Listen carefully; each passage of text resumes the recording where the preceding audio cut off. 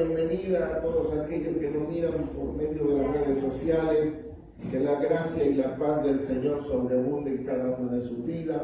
De la misma manera, aquellos que están el día de hoy visitándonos sean bienvenidos. Esta es su casa, siéntanse como en su casa. Creemos que el Señor les ha traído con un propósito especial.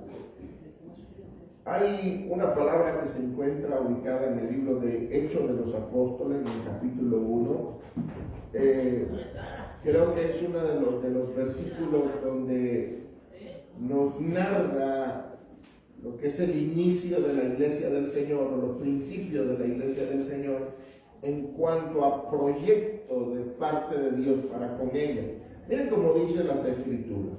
Entonces los que se habían reunido le preguntaron diciendo: Señor, ¿restaurarás el reino a Israel en este tiempo? Y él les dijo: no os toca a vosotros saber los tiempos o las sazones que el Padre puso en su sola potestad. Pero recibiréis poder cuando haya venido sobre vosotros el Espíritu Santo. Y me seréis testigo en Jerusalén y en toda Judea, en Samaria y hasta lo último de la tierra. Qué maravilloso es poder ver una declaración de parte de Dios sobre la vida de los apóstoles, que hasta el día de hoy abarca lo que es toda la iglesia del Señor en general. Pero lo que no se imaginaban los apóstoles en ese momento específico era la magnitud del proceso en el cual el Señor los estaba involucrando, la magnitud del problema también en la cual ellos se estaban metiendo. Porque el simple hecho de observar el panorama de me seréis testigo en Jerusalén, en Judea, en Samaria y hasta lo último de la tierra, encerraba una persecución. Los apóstoles no tenían todavía muy claro lo que era el asunto de lo que iba a pasar con ellos. Ellos tenían un interés, un deseo, algo muy particular. Y ellos tenían las ganas de conocer lo que el Señor haría con Israel en cuanto a la restauración de su reino. Y el Señor le dice: no te toca a ti, no le toca a ustedes, no le corresponde a ese grupo de personas saber lo que el Señor iba a hacer en su potestad en cuanto al pueblo de Israel. Entonces la comisión cambió en aquel momento y el Señor le dice: no es para Israel solamente, y lo que Dios va a hacer con Israel no nos corresponde a nosotros saberlo en este instante. ¿Qué era lo que le correspondía a los discípulos saber en aquel momento? Le correspondía era que iban a testificar de lo que era el Señor, o de lo que es el Señor hasta lo último de la tierra. Eso era la correspondencia, eso es lo que le añadió el Señor. Ellos no sabían la magnitud del legado que se le estaba dando, por lo tanto comenzaron a esperar simplemente lo que se le había determinado. Le dijeron: quédese acá hasta que seáis invertidos, que seáis revestidos del poder de lo alto, hasta que seáis bautizados por el Espíritu Santo del Señor. Ahora, cada uno de los que estamos acá, para que tengamos un poco de claridad hacia dónde quiero llevarlos, cada uno de los que estamos acá tenemos luchas internas. Indiscutiblemente ninguna se parece a la otra. Todos los que estamos acá tenemos problemas, tenemos dificultades, tenemos situaciones difíciles, podríamos hablar de mil y una cosa. Algunos sufrimos de ansiedad, algunos sufrimos de depresión, algunos sufrimos, y hablo en términos particular porque sé que somos un cuerpo en Cristo Jesús. Hablo en términos personal porque somos un cuerpo en Cristo. Y cada uno puede sufrir de diferentes formas en el ámbito de vida personal. Ahora, uno de los errores por los cuales nosotros hemos estado pasando durante mucho tiempo es adjudicar la problemática a un demonio o a un espíritu, el cual puede estar atormentando, entre comillas. O podemos nosotros adjudicar los procesos de vida a un pecado, a un error o a cualquier situación personal que se esté viviendo. Mire, pasó mucho en mi juventud cuando yo creí. Cuando yo creí era un cazador de brujas. ¿Sabes qué es un cazador de brujas? ¿Han visto la película El último cazador de brujas? Sí, algunos la han visto, a algunos les gustan las películas, a otros no, pero les voy a narrar por encimita qué es más o menos un cazador de brujas. Hubo un tiempo en el que la gente fue muy mística y cualquier evento sobrenatural o fuera de la percepción humana era considerado hechicería, brujería y todo este asunto. Ahora, a las personas las terminaban quemando en hogueras simplemente por el hecho de que tuvieron la oportunidad del conocimiento de curar por medio de una hierba, de algún conocimiento científico o fuera del razonamiento humano para el tiempo. Y entonces se levantó ese grupo de cazadores de brujas. Ahora, la iglesia, aunque usted no lo crea, tuvo cantidades de cazadores de brujas. Yo fui uno. Ahí les va. Cuando sucedía algo no normal dentro de una casa, dentro de una vida de los hermanos que convivíamos en una comunidad allá en Venezuela, eso no pasó aquí en México. Vuelvo a repetir, hermano, mire, eso no pasa acá, eso pasa allá en Venezuela, en aquellos países del sur. Gracias a Dios México está libre de todo este asunto. Pero le voy a narrar mi experiencia personal.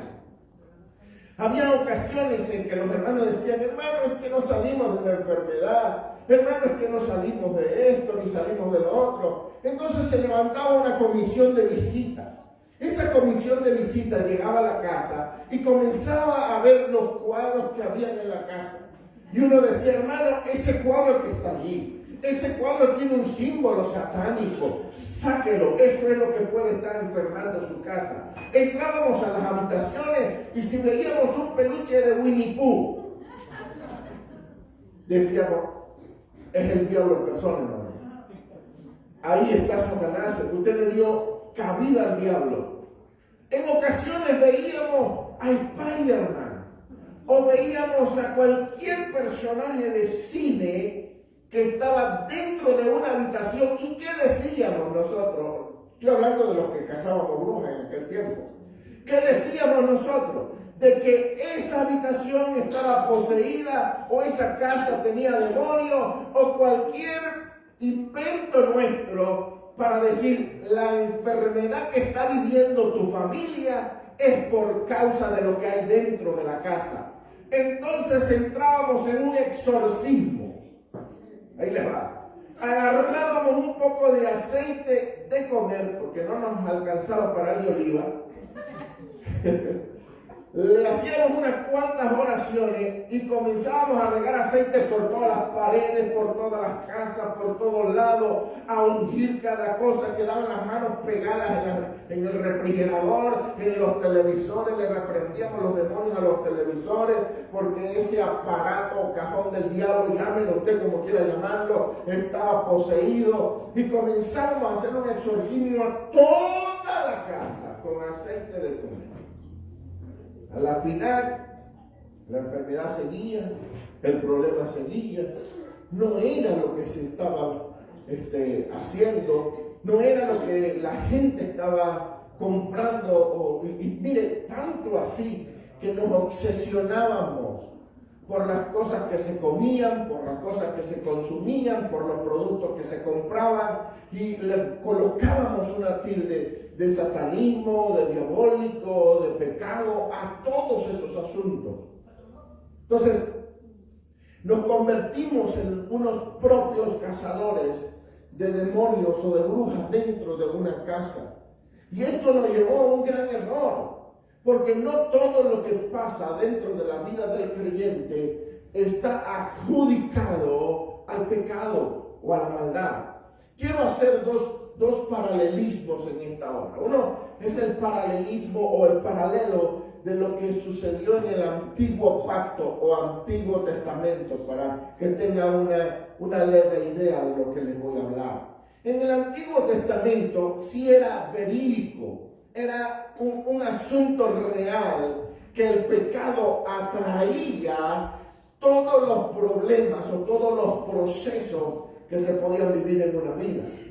Tenemos ejemplo de ese asunto. Podríamos nosotros leer en el libro de Josué, cuando en el capítulo 7, desde el versículo 5 al 11, Josué capítulo 7, desde el versículo 5 al 11, donde un hombre llamado Acán tomó del pecado o tomó de los utensilios que no debía haber tomado, y luego de esa situación Israel va a la guerra contra un pueblo llamado Ahí. Y cuando va a la guerra, dice que Ahí, de ese pueblo, esa nación, destruyó completamente a todo el ejército de Israel.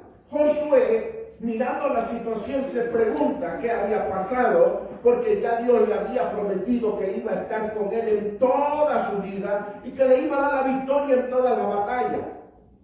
Pero en un momento determinado, Josué no gana batalla. Josué pierde la lucha, muchas gracias, amado, pierde su guerra y le pregunta al Señor, se rasga la vestidura, le pregunta al Señor qué pasó, y el Señor le dice: el pueblo ha pecado, el pueblo ha cometido una transgresión.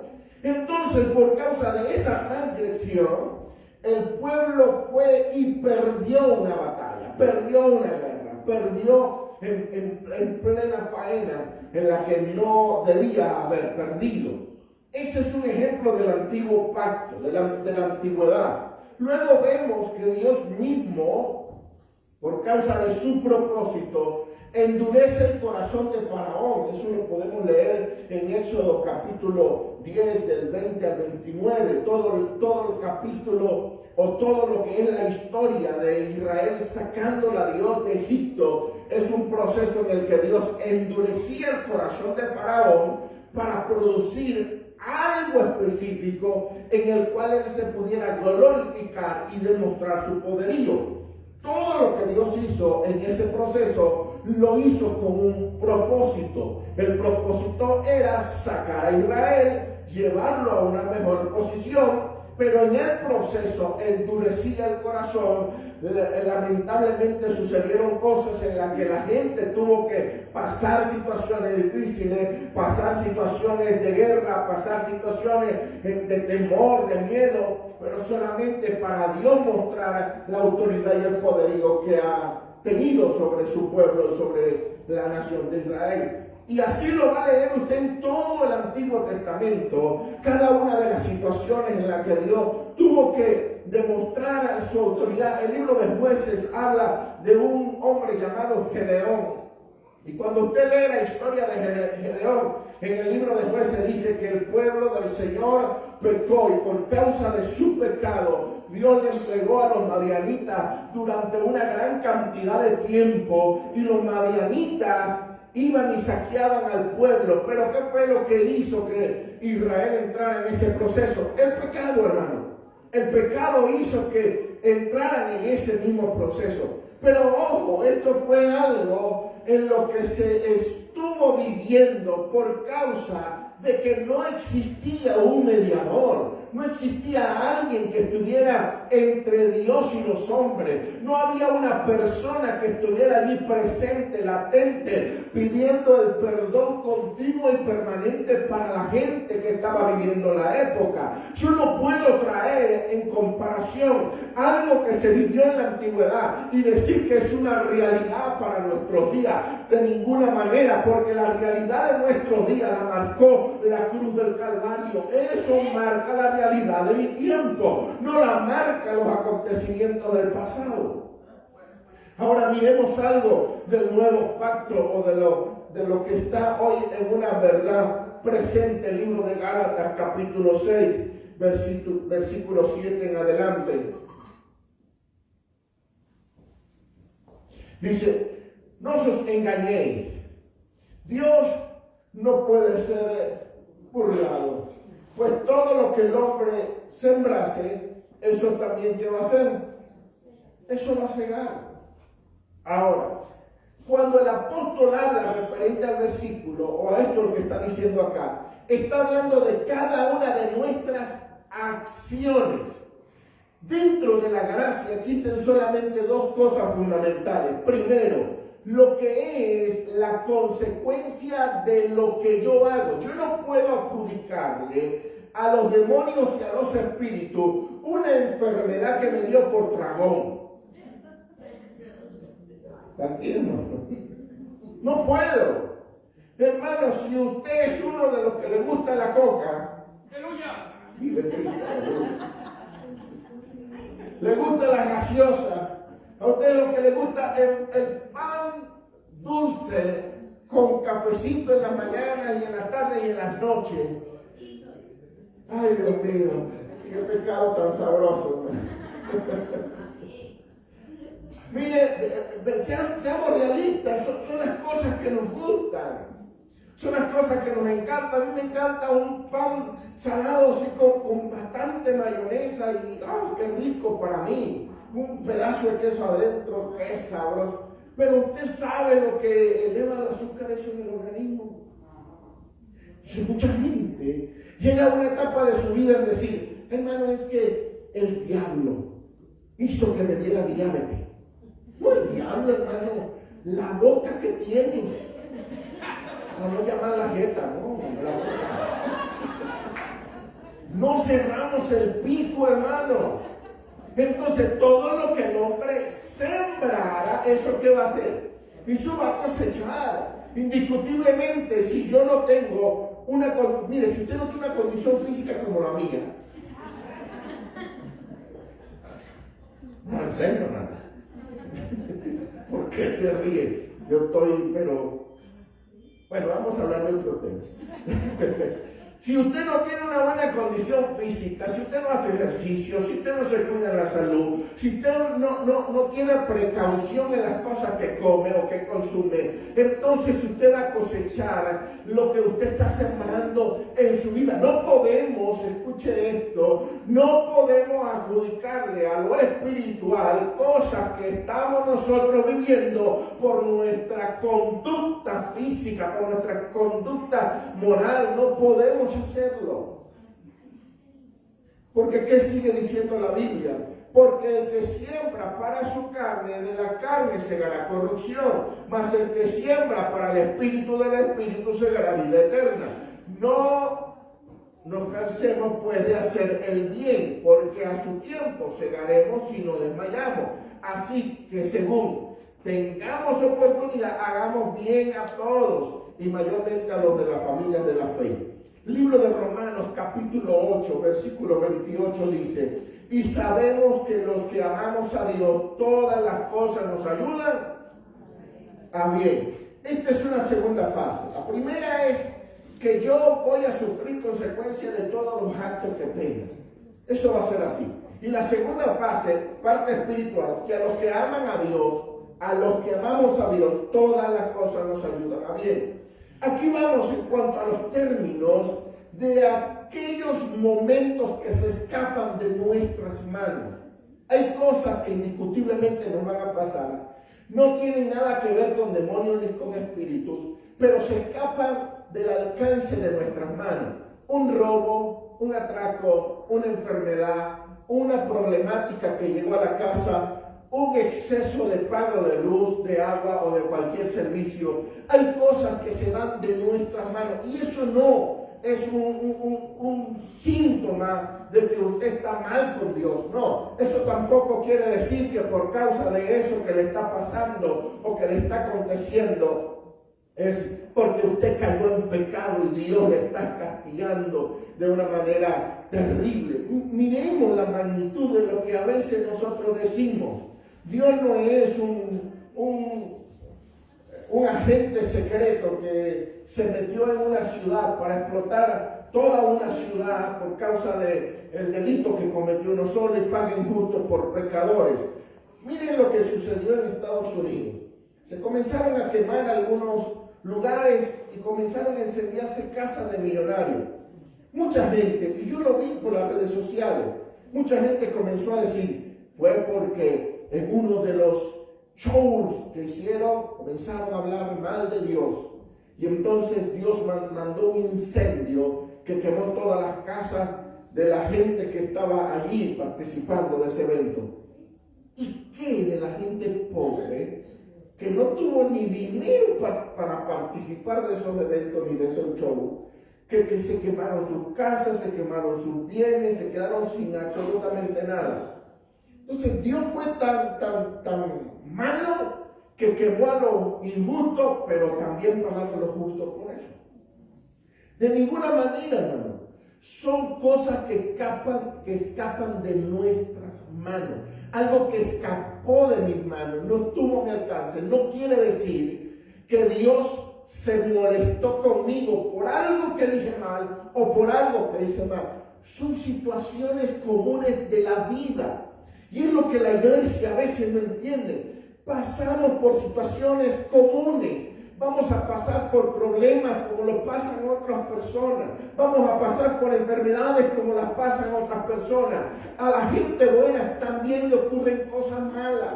Y tenemos que entender que esto no es por causa de pecado, ni delito, ni demonio, ni espíritus inmundos. Esto es la vida normal, natural de cualquier ser humano. Les pasan cosas buenas y también les pasan cosas malas.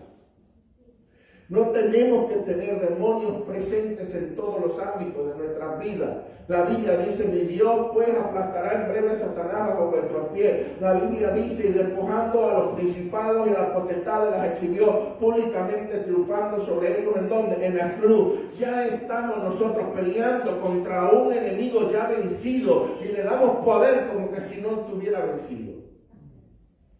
Entonces, tenemos que concientizarnos que cada una de las cosas que pasan son naturales por causa de una naturaleza ya caída durante muchos siglos y que el hombre va a pasar enfermedades y situaciones difíciles. El hombre, aunque no querramos y no lo deseemos, va a pasar incluso hasta por divorcio o por situaciones de enfermedad. No son cosas de que se metió el diablo y se rompió, son cosas de que el ser humano no se cuidó, no veló en su conducta y en su actitud y no se logró hacer lo bueno en el tiempo determinado. Por lo tanto, pagamos consecuencias de cosas que comemos, pagamos consecuencias de cosas que hicimos, pero no tiene nada que ver con cosas espirituales.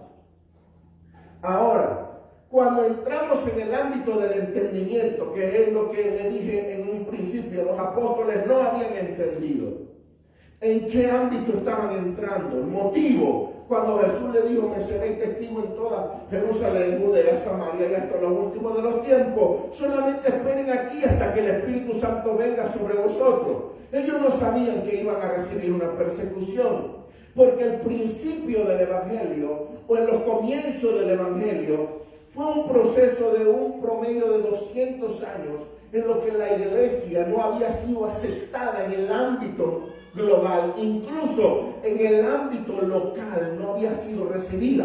Roma comenzó una persecución sobre la iglesia y no se compara a lo que nosotros vivimos el día de hoy. ¿Por qué?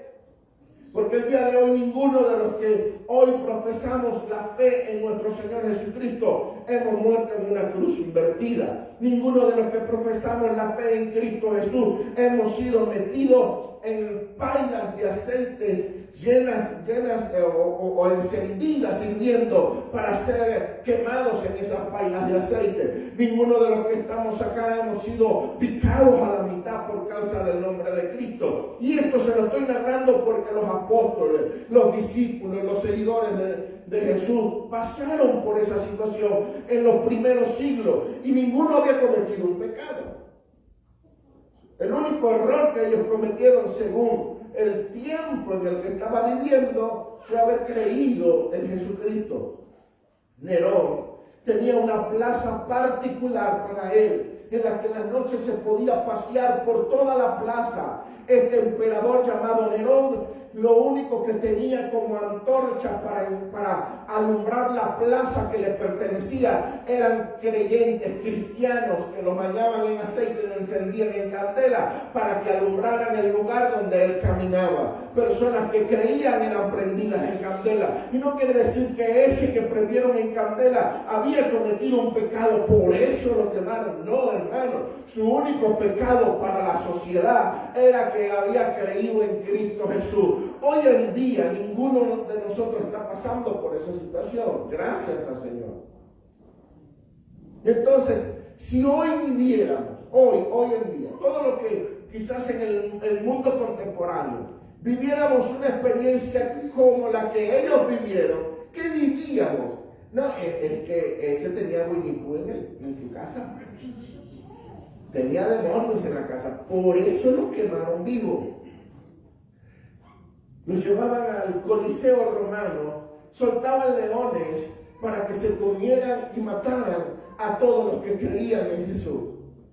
Ah, crees en Cristo, listo, eres apto para un show. ¿Cuál era el show? Te metían en el Coliseo romano y soltaban a las bestias para que mataran a todos los que estaban dentro del Coliseo o dentro de lo que era el show del Coliseo.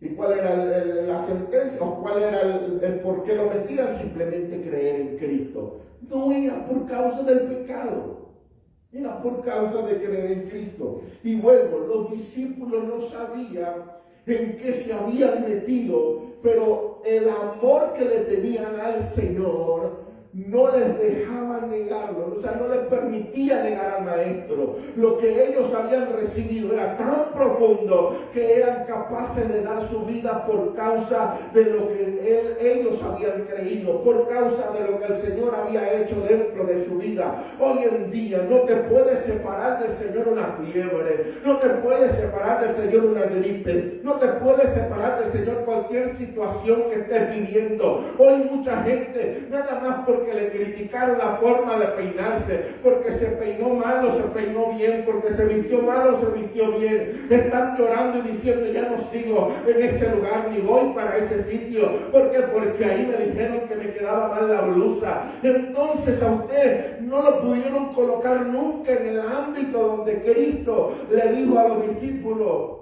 me seréis testigos en Jerusalén, en Judea, en Samaria. Gracias a Dios que a nosotros nos tocó los últimos de los tiempos, este tiempo en el que a veces, y mírenlo de esta forma, a veces criticamos mucho a la generación de cristal y decimos: esta generación no le pueden hacer bullying porque hay que llevarlo a un psicólogo, hay que llevarlo al psiquiatra, no le pueden hacer nada a la generación de cristal, no les pueden hablar del grupo abecedario porque ya, se sienten ofendidos. El LGBT, HIJK, todo ese grupo raro que se levantó hoy en día, es que están ofendidos porque hablan mal de ellos. No, una generación de cristal. Y de verdad a veces nosotros comenzamos a tildarlo, pero no somos de cristales también nosotros.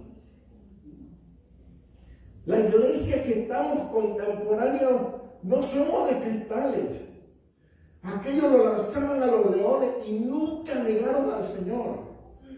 Aquellos los quemaban vivos en la plaza y nunca renegaron de Cristo. Hoy una enfermedad toca nuestras vidas. Ay, Señor, ¿qué habré hecho yo para merecer tanto dolor y sufrimiento? Lo deja la novia, hermano, y andan llorando, desconsolados. Dios mío. Llega alta la luz, el agua, el gas o cualquier servicio y creemos que el mundo se nos ha caído encima. Entonces nos hemos convertido en una generación cristiana de cristal, en la que cualquier cosa nos afecta y creemos que ya Dios está en contra, pero nosotros necesitamos saber que el tiempo en el que estamos viviendo es un tiempo de gracia, y en ese tiempo de gracia no cualquier pecado me tumba. Yo tengo que saber que en el tiempo de gracia lo que yo hago o lo que a mí me pasa, existe un mediador. Mire cómo dice primera de Timoteo capítulo 2 versículo 5: porque hay un solo Dios y un solo mediador entre Dios y los hombres, Jesucristo. Hombre, esto no lo había en el antiguo pacto. ¿Por qué allá en Jueces el Señor entregó a las manos de Madián a la nación de Israel cuando pecó? Porque no existía un mediador. ¿Por qué el Señor endureció el corazón del faraón? Porque no existía un mediador. ¿Por qué pasaron tantas cosas por causa del pecado del hombre en el antiguo pacto? no existía un mediador. En la gracia tenemos un mediador entre Dios y nosotros. Que en el momento que tú cometiste un error, el Señor está diciendo, Padre, ya yo pagué por ese error. Que en el momento que tú cometiste una falta, en el momento que pasó algo en tu vida, en el momento que llegó una enfermedad, en el momento que llegó una tragedia, en el momento que llegó un momento de desesperación dentro de tu vida, el Señor le estaba diciendo al Padre, Padre, míralo, ten misericordia, ayúdalo, Padre, porque yo he morido para que Él esté bien, yo he muerto para que Él tenga paz, yo he muerto para que tenga seguridad. Entonces el mediador está continuamente hablando y abogando por ti, diciéndole al Padre que su sangre sigue vigente por tu causa, para que tú estés bien, para que tú tengas seguridad, para que tú tengas firmeza. Por eso cuando leemos Romanos 8:28 dice, y a los que amamos a Dios, todas las cosas nos ayudan a bien, esto es a lo que conforme su propósito hemos sido llamados. O sea que lo que va a marcar mi bienestar es el propósito de Dios dentro de mi vida. Y el propósito de Dios dentro de mi vida no es algo que se pueda palpar, es alguien que se tiene que tener dentro de sí. No es algo que yo agarro y lo dejo, lo tomo, lo boto, no. El propósito de Dios no se puede abortar tan fácil, porque si yo abortara el propósito de Dios, estoy abortando a Cristo. Yo no puedo abortarlo, es algo que ya marcó mi vida y está dentro de mí. No puedo dejarlo tan sencillamente así. Por eso, entendamos la lectura completa de Romanos 8:28, que dice y ya sabemos que a los que amamos a Dios todas las cosas les ayudan a bien. Esto es a los que conforme su propósito son llamados, porque a los que antes conoció, a los que desde antes te ha conocido el Señor, no estuvieras en este lugar, no estuvieras en esta casa, no estuvieras allí sentado, si desde antes el Señor no te hubiera conocido, por causa de que ya Dios conocía tu vida, por causa de que desde antes que tú nacieras ya Dios sabía quién ibas a ser, qué ibas a hacer y qué ibas a tener. Por ese conocimiento de Dios, eso que Dios dice de ti, eso te hizo un llamado de parte de Él, porque a los que antes conoció también los predestinó para que fuesen hechos conforme a la imagen de su Hijo. ¿Qué es lo que Dios está haciendo contigo? Te llamó por causa de una predestinación, en cuanto a que ya antes te había conocido, sabías quién era. ¿Y para qué te llamó? Para hacerte igual que a su Hijo. Para mí esto es glorioso, hermano. Porque a este ser imperfecto, a este ser con detalles, a este ser con errores, el Señor se tomó la delicadeza de decir, te voy a llamar a mi presencia, pero no te voy a llamar por llamarte, te voy a llamar para hacerte un hijo mío, al igual que es Cristo Jesús. Pero escuchen lo que dice las Escrituras, que va a hablar con mucha más claridad a nuestros corazones. Dice, porque a los que antes conoció también los predestinó para que fuesen hechos conforme a la imagen de su Hijo, para que Él sea el primogénito entre muchos hermanos. Y a los que predestinó, a estos también llamó. Si te predestinas, te llama. Y a los que predestinó, esto también llamó. Y a los que llamó, a estos también justificó. Y a los que justificó, a estos también glorificó. ¿Qué pues diremos a esto? Si Dios es por nosotros, ¿quién contra nosotros? Póngale un nombre a ese quién. Póngale un nombre a ese quién. ¿Quién contra nosotros? Póngale pecado. Póngale vecino, póngale suegra. ¿Quién contra nosotros? ¿Quién? Si Dios es por nosotros, si lo que Dios hizo lo hizo por nosotros, ¿quién contra nosotros? ¿Podrá el pecado contra nosotros? Póngale otro nombre, póngale diablo, póngale demonio. ¿Podrán contra nosotros? No pueden, hermano, porque es Dios por usted. Es Dios en usted. Y esto no es porque usted sea galardonador de este asunto. Esto no es porque usted diga, no, es que yo soy muy bueno. No, es que yo fui muy pecador y ahora el Señor como me dice, no. Esto no tiene nada que ver con lo pecador que fuiste o con lo muy bueno que fuiste. Esto tiene todo que ver con el mediador. Esto tiene todo que ver con Cristo. Porque aquí, al único que el Señor ve dentro de tu vida es a Cristo. No te dejes. Por eso, a los que llamó, los justificó. ¿Y cómo somos justificados, hermano? ¿Cómo Dios nos hace justo a nosotros? La única manera de Dios hacerte justo es que Cristo viva dentro de ti. De otra manera no puede ser justo el hombre.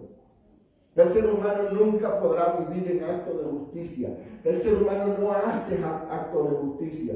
El ser humano logra ser justo porque Cristo mora dentro de él. Y la acción de que Cristo esté dentro de nosotros produce el fruto necesario que tiene que producir todo aquel que se ha arrepentido. Y recuerde, en otras ocasiones lo he dicho, arrepentimiento o arrepentirse es metanoia, es cambio de pensamiento, cambio de mente. Cuando una persona realmente se arrepiente es porque hay un cambio de pensamiento. Ya no piensa como él mismo, sino como Cristo piensa. Estamos acá. Entonces, ¿qué es lo que nosotros tenemos que romper? Romper con el pensamiento de que ya no vivimos bajo ley. Bajo la ley lo que tú hacías traía tu pecado traía una consecuencia y eras juzgado por ese pecado y por ese delito. Ahora en la gracia, aunque hay errores, pecados y hay transgresiones, Cristo Jesús es mediador de nosotros y por medio de Cristo el Señor nos ve. Ninguno nos vamos a librar todavía de algunas acciones y conductas, pero ¿qué es lo que me va a identificar como verdadero hijo de Dios? Que estoy produciendo un fruto digno de arrepentimiento, digno de cambio de pensamiento, que ya no pienso como pensaba antes, porque ya yo no soy el mismo, que ya no actúo como actuaba antes, que ya no respondo como respondía antes, que ya no era grosero como lo era antes. Entonces, ¿eso es qué? Eso es una metanoia, eso es un cambio de pensamiento, es un cambio de conducta, es un cambio de actitud. ¿Pero qué lo produjo? Lo produjo una persona viviendo dentro de mí. No lo puedo producir yo solo. Miren, yo podría tomar a una persona de la calle y decirle a diario, no consumas, no consumas, no consumas, no tomes alcohol, cigarrillo, Yo puedo tomar a una persona de la calle, a un drogadicto, decirle, la mota es malo, eso es pecado, eso es dañino para tu organismo. Y me puedo pasar toda la vida haciéndolo. Pero si el Señor no entra dentro de su vida y produce el cambio, yo me voy a morir diciéndoselo y nunca va a cambiar. Nunca va a cambiar. Motivo: el hombre nunca producirá cambio en otro hombre. El único que puede producir cambio dentro del ser humano es el Señor. La Biblia dice: si Jehová no edifica la casa, en vano trabajan los que la edifican. Si Jehová no vela, en vano vela la guarda. Si el Señor no hace, en vano trabajamos los pastores, los profetas, los evangelistas. Ya póngale el nombre que usted quiera, el evangelista, el misionero, el maestro. Si el Señor no está en el asunto, en vano trabajamos nosotros.